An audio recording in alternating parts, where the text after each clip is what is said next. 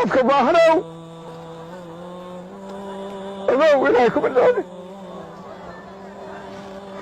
ilaahay waa ku rabaa waa lagu imtixaanayaa ku sabir baahida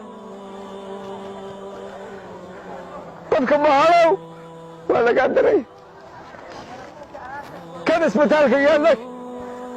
kan dhuuntu waxay u marin dheh kan meel ku gororsan dheh waa lagaa daray kan waxaystow waa lagu imtixaanaya adduunyadu ilaahay wuxuu yidhi tilka alayaam nudaawiluhaa bayna annaas maanta mid baa haya berina mid baa haya waa halka labada gelin wey midda saddexaad dhegaysa marka lagu yidhahdo ilaahay qaala allaahu iyo qaala rasuulullah allahuma salli calaa maxamed dhagaha furo nabi maxamed wuxuu yidhi calayhi salaatu wasalaam nabiga ku salliya nabi maxamed wuxuu yidhi dhegaysta warkaas dhegaysta man yasara calaa mucsirin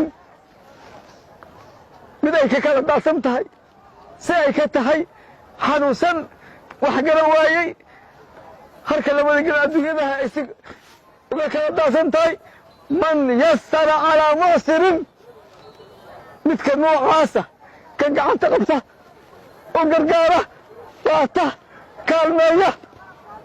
yasarahu allaahu ilaahay kaas baa u yasiraa